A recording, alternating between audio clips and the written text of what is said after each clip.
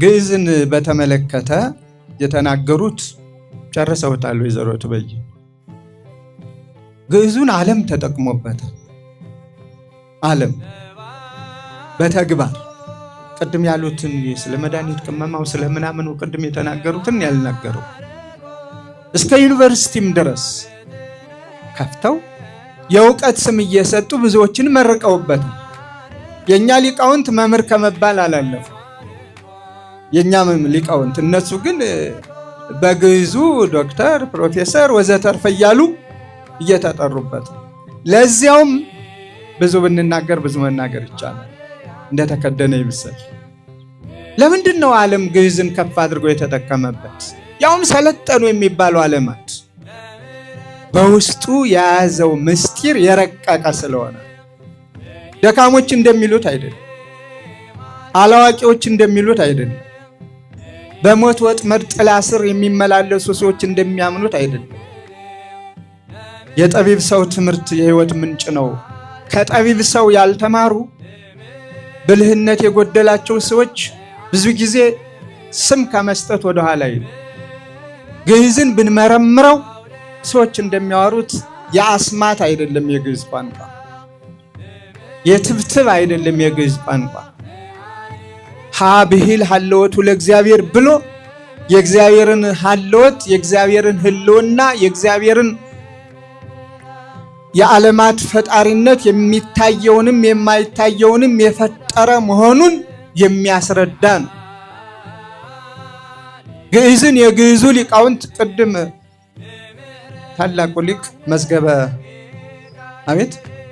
መዝገበ ጥበብ ተናግረውናል። በአማርኛ ነው የነገሩ። ለዚያው የእንግሊዝኛውን ቋንቋ የአረበኛውንም የሌላውንም ፈረንሳይኛውንም እንደው ሙቶ ተነስቶ የሚማር ትውልድ የራሱን ግዕዝ አልማርም አልቀበልም የሚለውን በልዩ ነገር አቅርበውልን ይህ አለመታደል ነው። በመሰረቱ ቋንቋ ወይዘሮ ትበይን ተናግረውት ቋንቋ ለአንድ ሃይማኖት ብቻ ሰጥተን የምንተወው አይደለም። በአረበኛ ቋንቋ እኮ ኦርቶዶክሳውያን እንጠቀማለን። በግዕዝ ቋንቋ ኦርቶዶክሳውያን እንጠቀማለን። የቋንቋ ድንበር የለውም። የቋንቋ የዚያ ነው የዚህ ነው የሚባል የለውም። እስካወቅ ነው ድረስ እኛ አረበኛ ብንማር ደስ ይለኛልን። እግዚአብሔር እናመሰግንበታለን፣ መጻሕፍትን እንዳስስበታለን፣ እንተረጉመበታለን። መግባቢያ ነው ቋንቋ በሌላ መልኩ። ቋንቋን ግን እንደዚህ አክፋፍቶ ስም መስጠት እንደው ችለነው እንለፍ ዝም ብለን ሁሉን ነገር ተናግረን አይሆንም።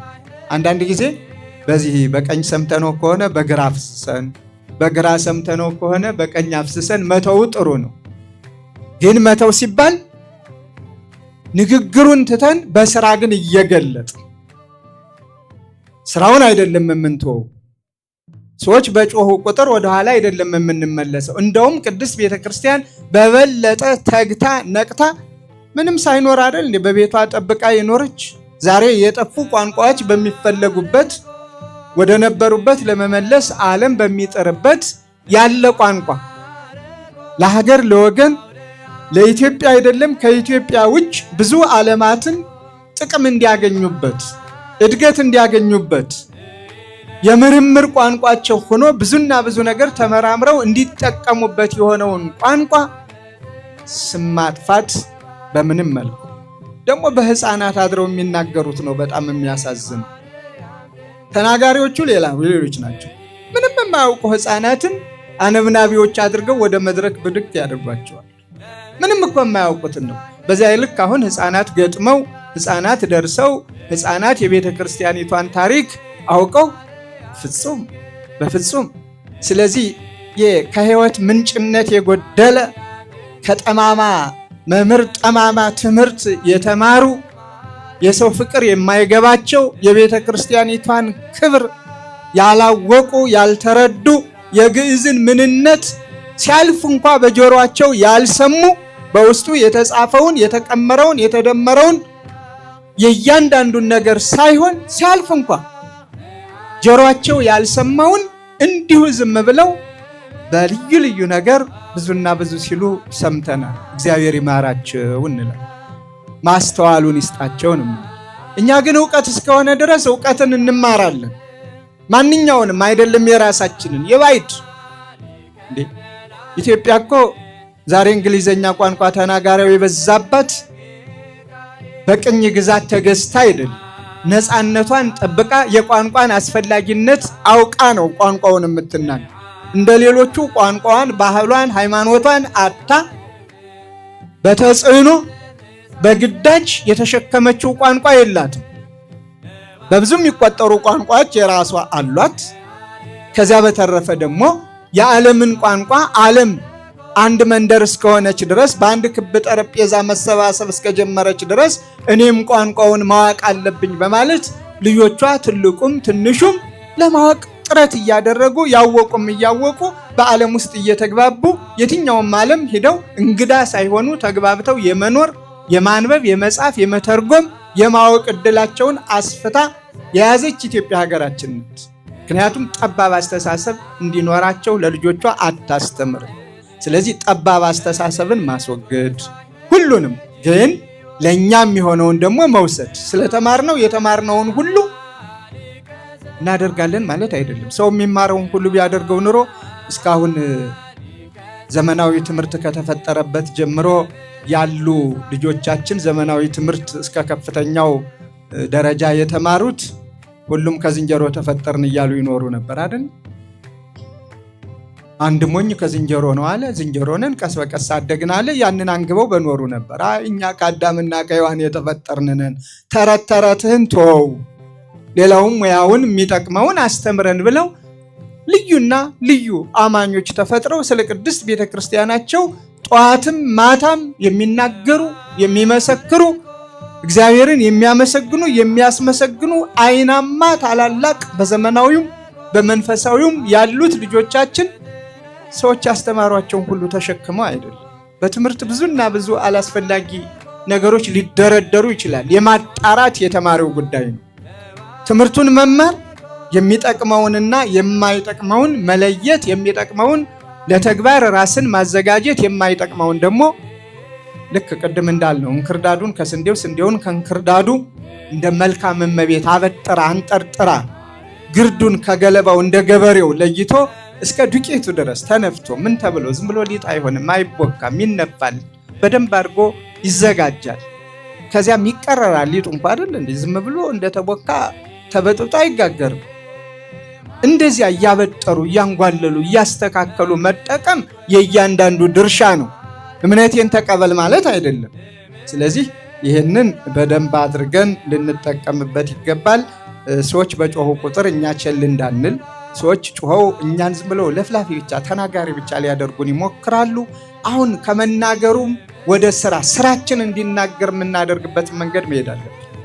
ስራችን ምስክር እንዲሆን፣ ዓላማችን ከግቡ እንዲመታ፣ ቤተክርስቲያን በሃይማኖቷ ከምን ነፃ ሆና በሃይማኖቷ ብቻ ስራዋን እንድትሰራ እንደ ሀገር ሀገራዊ ፍቅሯን ግዴታዋን እንድትወጣ ግድ ይለናል ማለት ነው። ይህን በዚህ አጭር መልእክት ነው ለማስተላለፍ ያሰብኩት።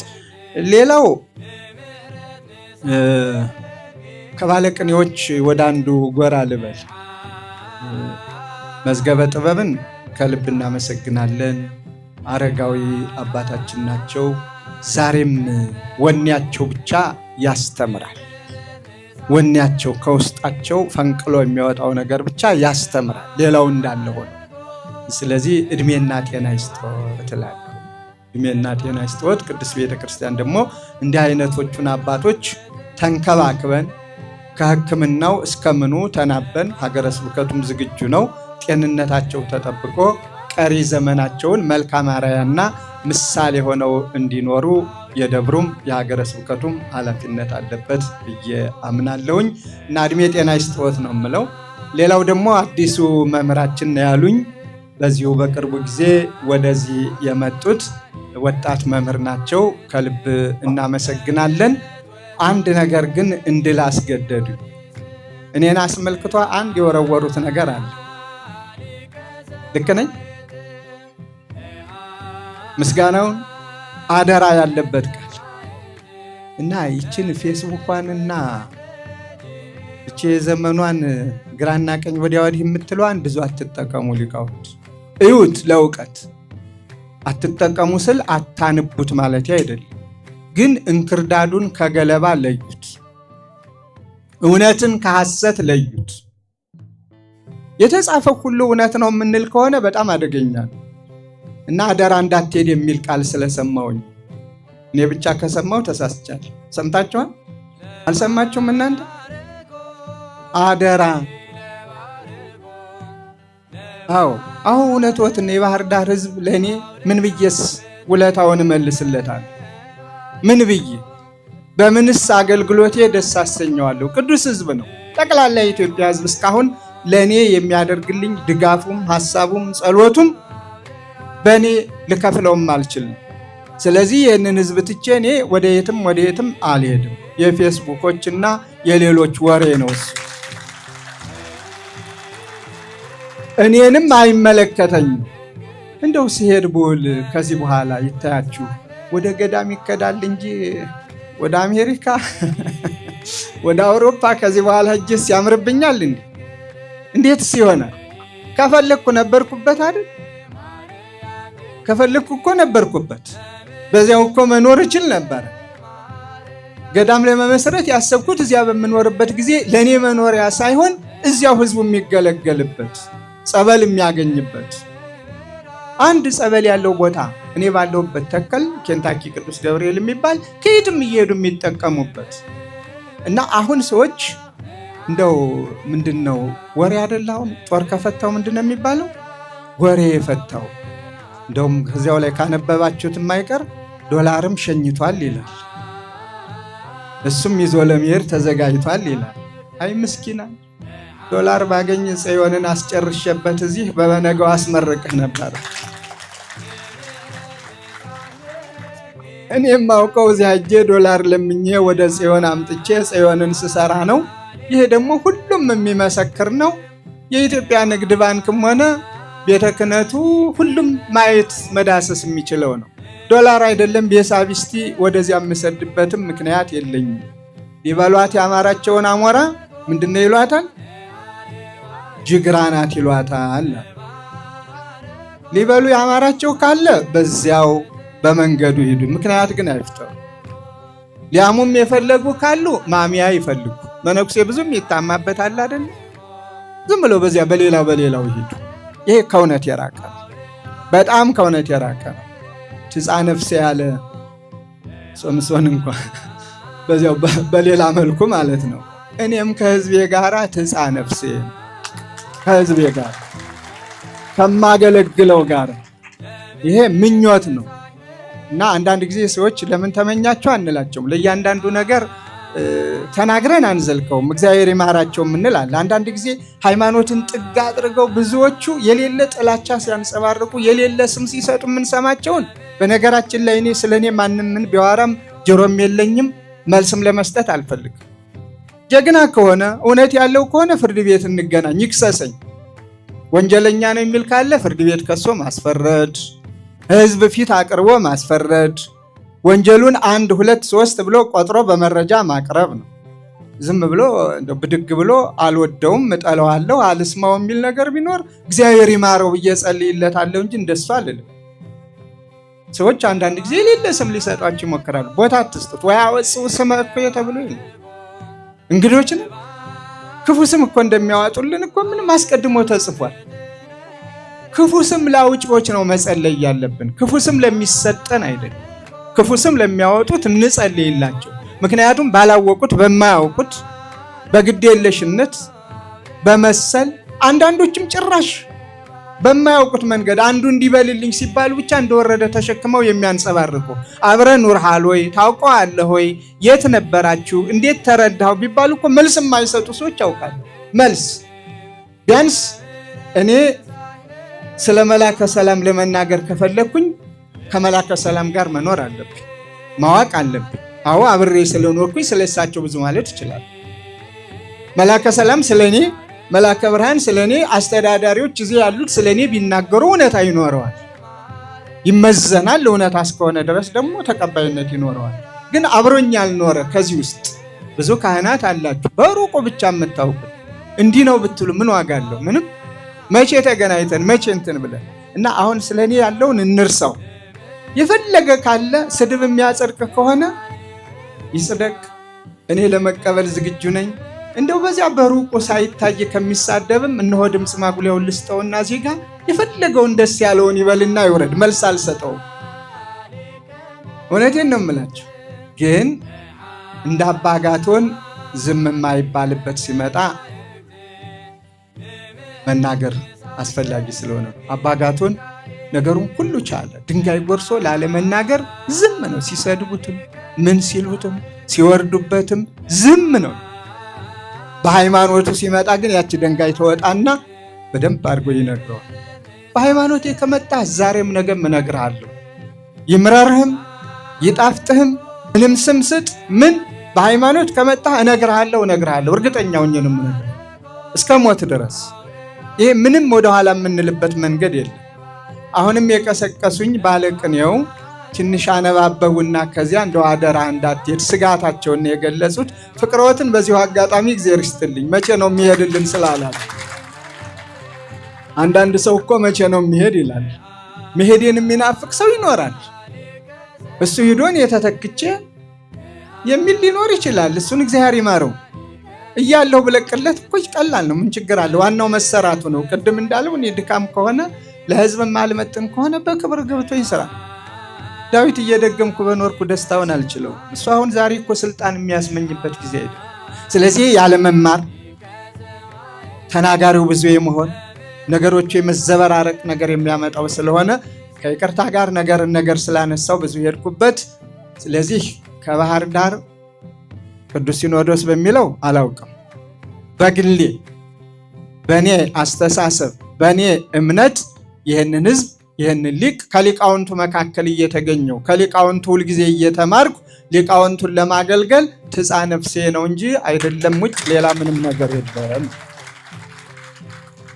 ደግሞም የትናንትናው ውለታ አይረሳምን።